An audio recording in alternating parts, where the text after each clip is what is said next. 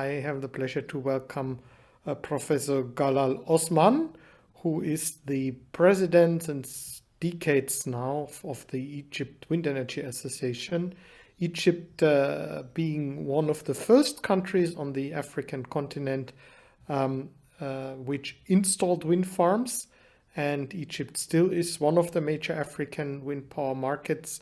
Galal, you have been, you used to be a professor at a university in Egypt, and in that capacity promoting wind power in your country.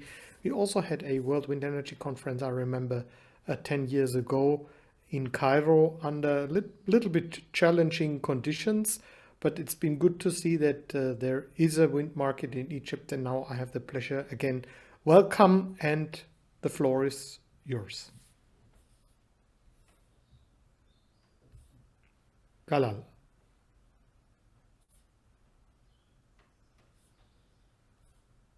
Galal, I can see you, but you're still muted.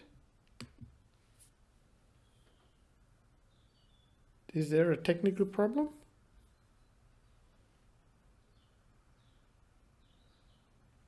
Galal?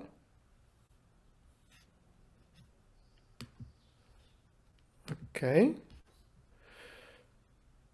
Galal, I'm not sure what exactly is a problem now, but maybe we make use of the time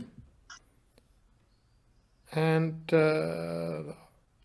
ask our next speaker, Khalid Benhamou. Ah, there you are. Okay. Galal, I can see you now. Can you hear me?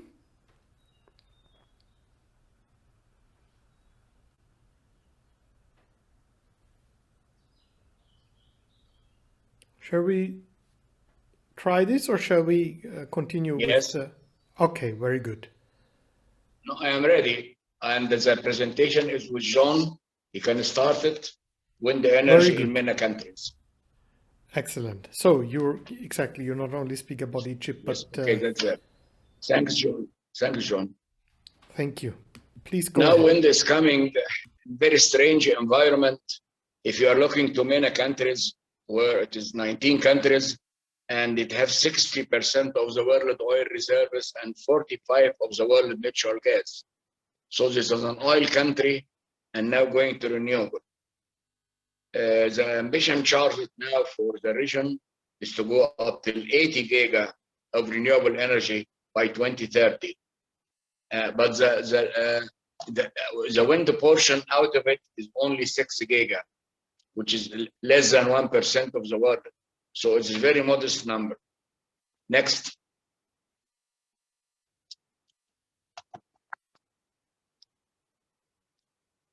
Okay. This is the renewable energy capacity target in the Middle East and African region from 2020 to 2050, from very ambitious item on the top for Djibouti and Egypt, and in the bottom we have Palestine, and a very, very modest idea. So with 19 countries, there is a complete variable plan for everyone. Next, please.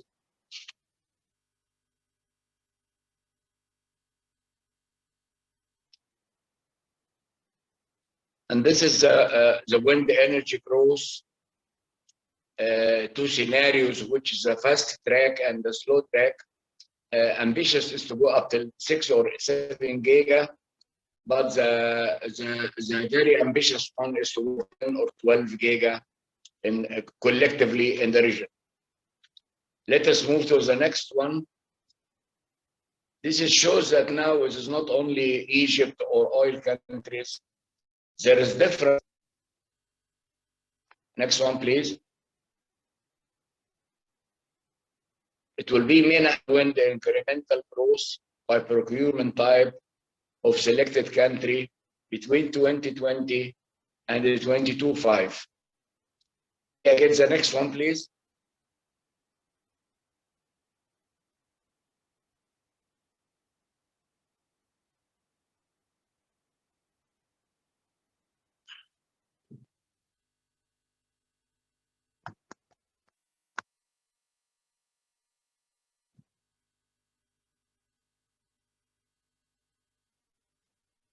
Can we get the next slide if possible?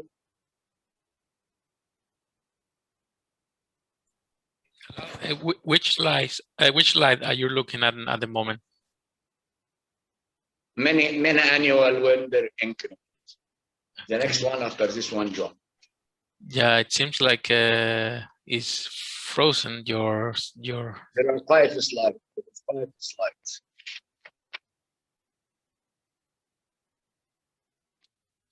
Stefan, can you confirm which slide do you look at the moment?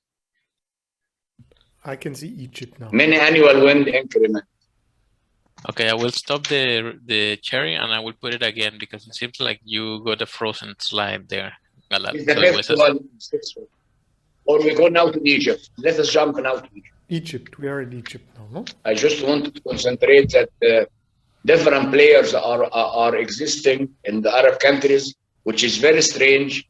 It's not only, in addition to Morocco, not only Egypt, but even the oil country, Kingdom of Saudi Arabia, and then Oman is coming, and Jordan, with different projects everywhere, and they are shifting to renewable, solar and wind and PV and CSP and energy storage.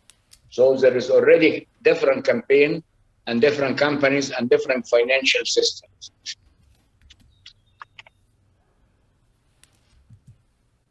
Egypt has its integrated sustainability energy strategy. ISIS is to go to 20% by 2022 and 42% by 2035. They are not such ambitious like the Nile, targeting 100%. But now, you know, this is a strategist in the market. 20% by next year and 42% by 2035. This means 52 gigawatt of both large scale distributed and energy grade renewable energy. And then policy are there to have different framework, metering, feed-in tariff, and IPP model projects. So they are different financial scheme to go for the process. Next one is the wind energy projects in Egypt. There is 11 projects, and they are totaling 4,610 megawatts of wind. This is a table, and they are not only on the Gulf of Suez or on Suez Canal, but they are going also to the desert. Near Luxor and Mena, in the desert, they are having 3 or 4 wind projects. So wind farming is spreading across the country, not only on the Gulf of Suez or Gulf of Zayt or the main Gulf of Oil, and then on the River Nile. So this is the idea. Now we come to the wind farms.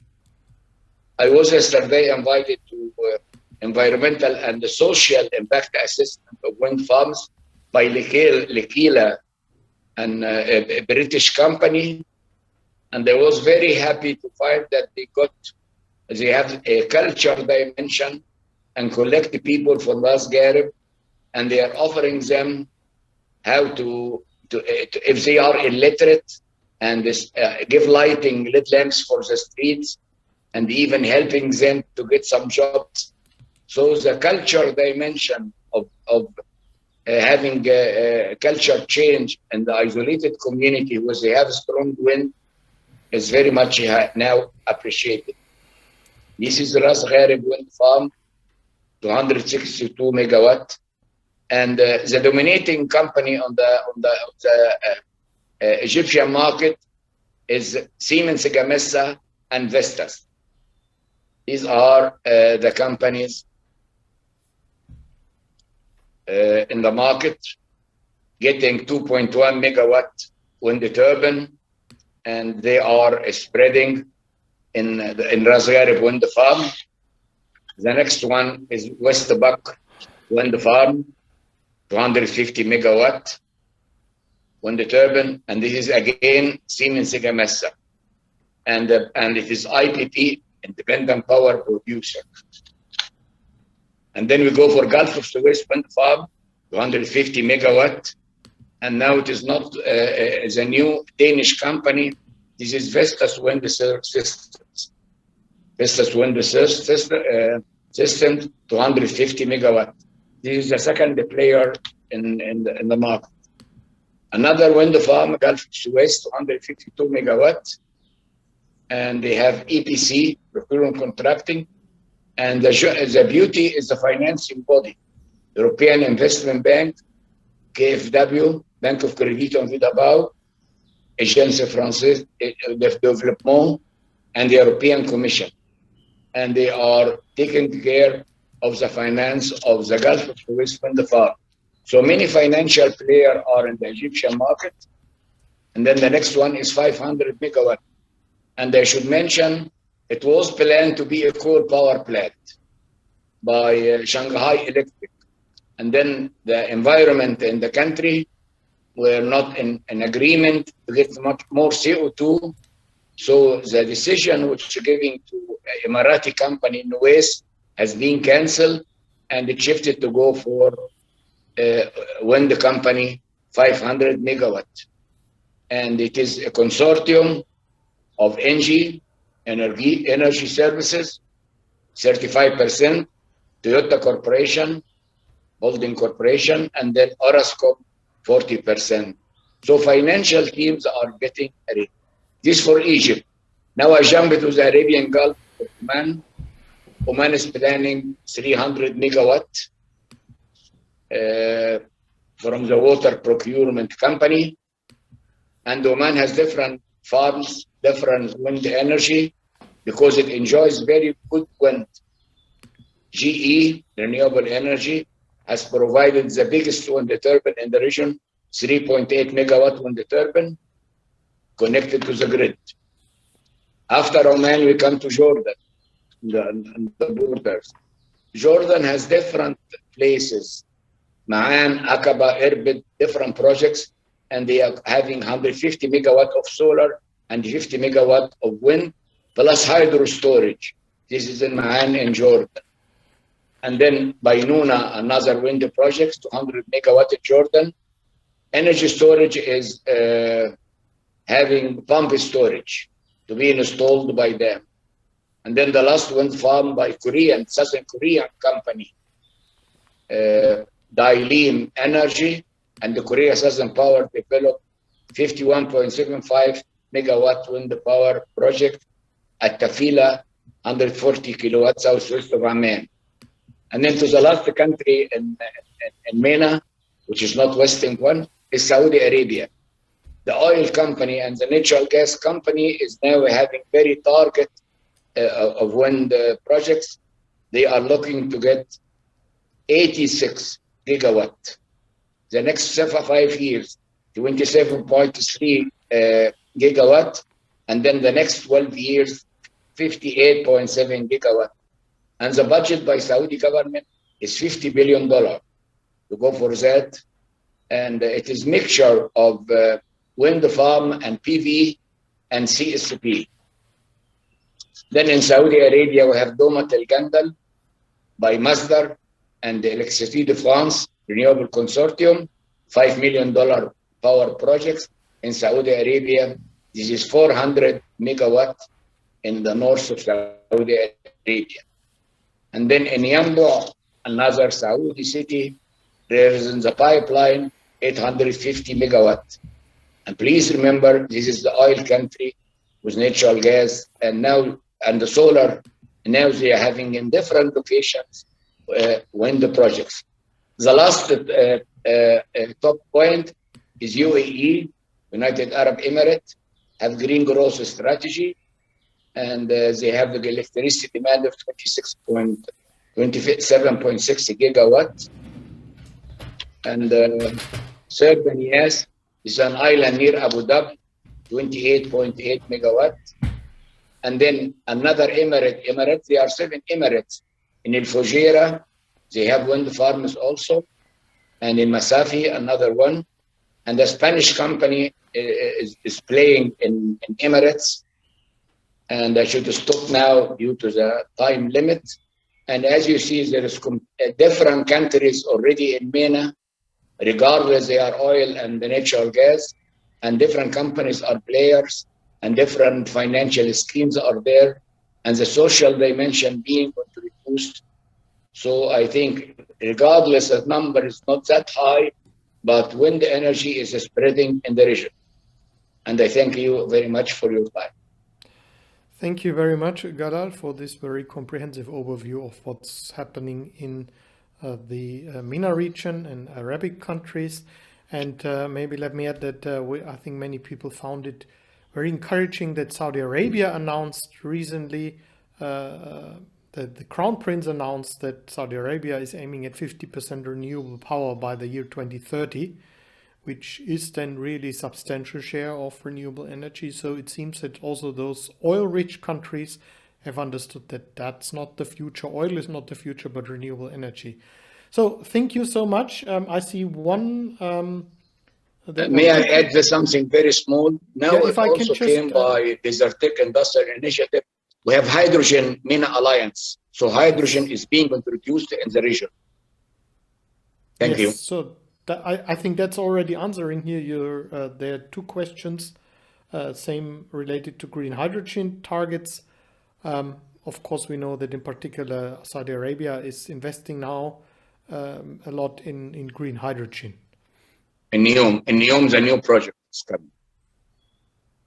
Yes. Again, thank you very much, and greetings to Cairo.